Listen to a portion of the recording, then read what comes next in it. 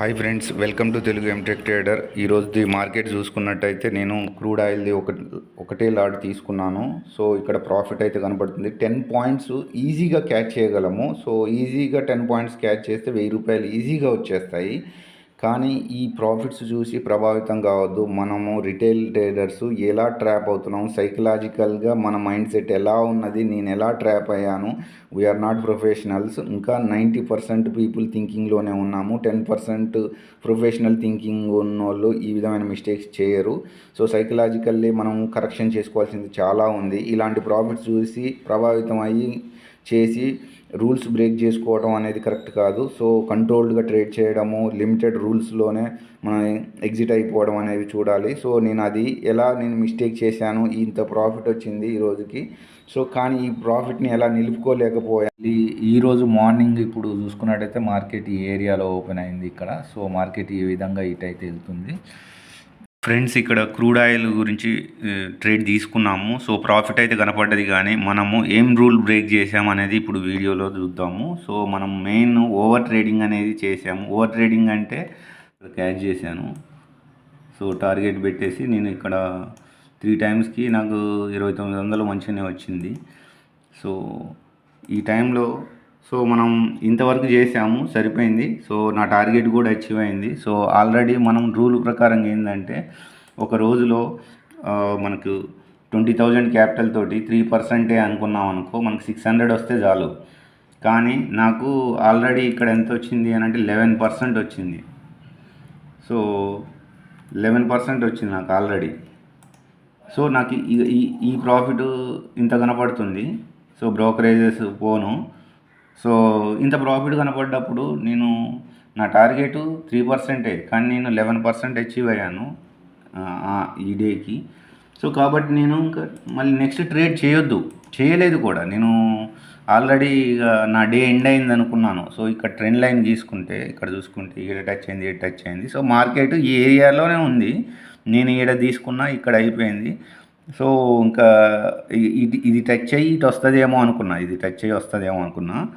కానీ వెంటనే మనకు ఇక్కడ ఇజ్రాయెల్ ఇరాన్ న్యూస్ అనేది అదే టైంలో ఈవినింగ్ 6 o'clock టైంలో పోస్ట్ అయింది. ఇజ్రాయెల్ ఇరాన్ది వార్ కోసమని 6 o'clock ఆ టైంలో చూడంగానే ఈ ఏరియాలో ఇది ఎంత అవుతుంది, 545 కదా. సో నేను ఎప్పుడైతే జస్ట్ నా టార్గెట్ కూడా అచీవ్ అయిపోయింది కాబట్టి నేను అసలు చూడకూడదు.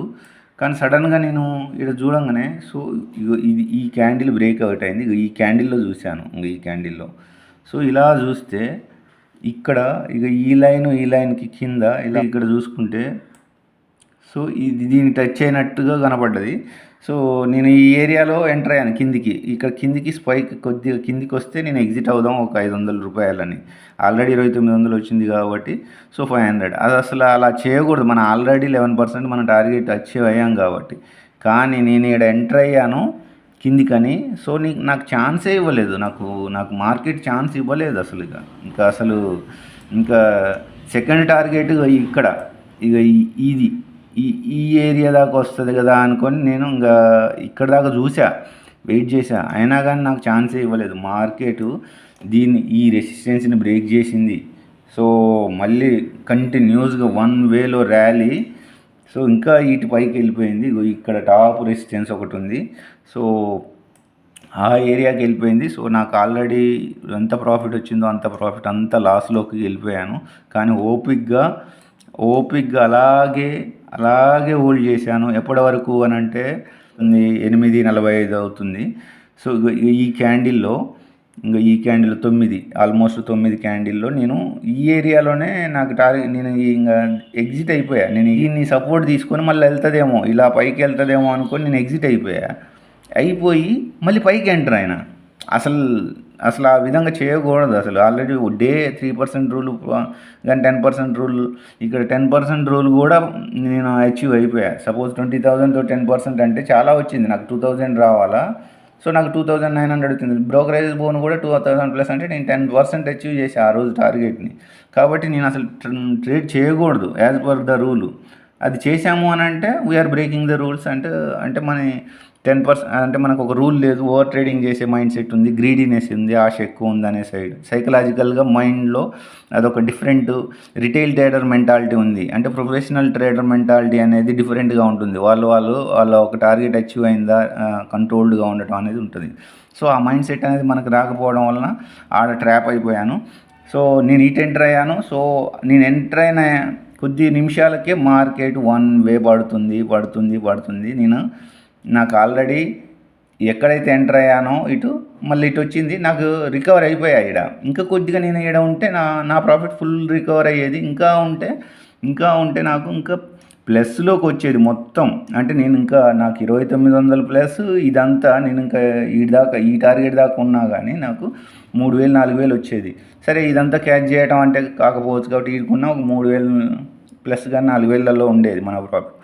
సో కానీ నేను అలాగే హోల్డ్ చేశాను, మళ్ళీ హోప్ బేస్డ్గా ఇటు రిటర్న్ అవుద్దానేమో అనుకొని. కానీ 1 వేగా మార్కెట్ అయితే డౌన్ వచ్చింది. సో మంచి వచ్చిన ప్రాఫిట్ని నేను ఏ విధంగా ఇక్కడ మధ్యలో ట్రాప్ అయ్యాను. సో హోల్డింగ్ చేసా, మళ్ళీ ప్రాఫిట్ తీసాను. ప్రాఫిట్ తీసినోని మళ్ళీ అలాగ సైలెంట్గా ఆపుకుంటే నా ప్రాఫిట్ నాకు ఉండేది 2000. సో నేను మళ్ళీ రీఎంటర్ అయ్యా, అది ఇటు వచ్చేసింది. సో ఇదంతా క్షణాలలో జరిగింది. సో అలా ట్రాప్ అయ్యాను. సో ఇలాంటి ట్రాప్ అనేది చేయకూడదు. అలాంటివి కంట్రోల్ చేసుకోవాలంటే ఇక్కడ 3% రూల్ కానీ 10% రూల్ కానీ ప్రాక్టీస్కి చేసుకోవాలి. స్టాక్స్ కానీ లేకపోతే ఇంట్రాడే కానీ ఇంట్రాడే నిఫ్టీ, బ్యాంక్ నిఫ్టీ కానీ లేకపోతే క్రూడ్ ఆయిల్ కానీ ఏదన్నా ఒక రూల్ పెట్టుకొని చేసుకుంటేనే మనం కంట్రోల్ చేసుకుంటాము. ఆ రోజుకి ఇంతే టార్గెట్. సో అది చాలా ఎక్కువ అనుకోవాలి. నాకు 20,000కి 3,000 అంటే చాలా ఎక్కువ అసలు. సో అంత మనం బ్యాంకులో పెట్టినా కానీ రాదు, లేకపోతే వడ్డీలకు ఇచ్చినా కానీ 30 days వెయిట్ చేస్తే 600 వస్తాయి. సపోజ్ నేను 20,000 ఎవరికన్నా 3 రూపాయల వడ్డీకి ఇచ్చాను అనుకో. సో నాకు 600 వస్తాయి 30 రోజులు ఒకళ్ళ దగ్గర పెడితే. అలాంటిది నేను ఒక 20,000ని నేను ఒక 2500 దాకా తీయగలిగిన. సో తీయగలిగినోని దాన్ని ఆపుకోలేకపోయా. సో అది మళ్ళీ లాస్లోకి వెళ్ళింది. సో అలాంటి మిస్టేక్స్ అనేవి చేయకుండా కంట్రోల్డ్గా ఉండడానికి ట్రై చేయాలి. సో అది ఫ్రెండ్స్, మీకు కంటెంట్ నచ్చినట్టయితే లైక్ చేయండి, షేర్ చేయండి, సబ్స్క్రైబ్ చేయండి. అదేవిధంగా మీకు ఏమైనా డౌట్స్ ఉంటే కామెంట్ బాక్స్లో పోస్ట్ చేయండి. సో ఓకే ఫ్రెండ్స్, నెక్స్ట్ వీడియోలో మళ్ళీ కలుసుకుందాం.